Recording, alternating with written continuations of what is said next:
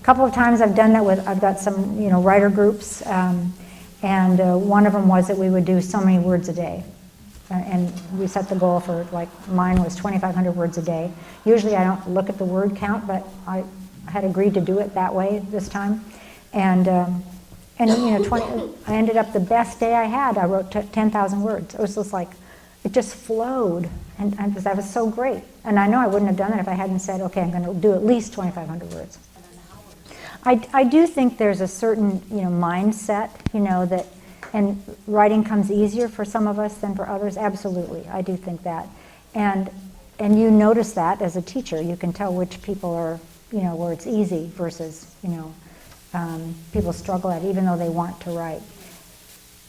But that doesn't, we just have to find our own goals then. So it might be the goal isn't 2,500 words, it's to show up at a certain time and just be there every day and see what happens. And sometimes, when I did my first novel, that commitment was just to show up at 5 o'clock in the morning and be ready to write.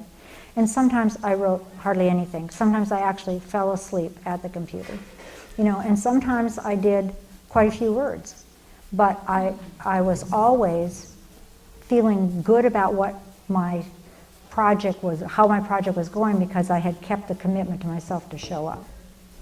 And so, sometimes I think we have to give ourselves permission. This is hard work, writing is hard work, and I might have to rewrite what I wrote. Some, of that 10,000 words I wrote that day, I'm sure I rewrote much of it. But that doesn't mean that it wasn't worth the work. I mean, I think the outlier, is it the guy who wrote Outliers or something, particularly with writers, I think it was 1 million words that the people who we think of as being New York Times bestsellers, the Stephen Kings and all these people, but they've written millions of words, often before the first book was ever noticed.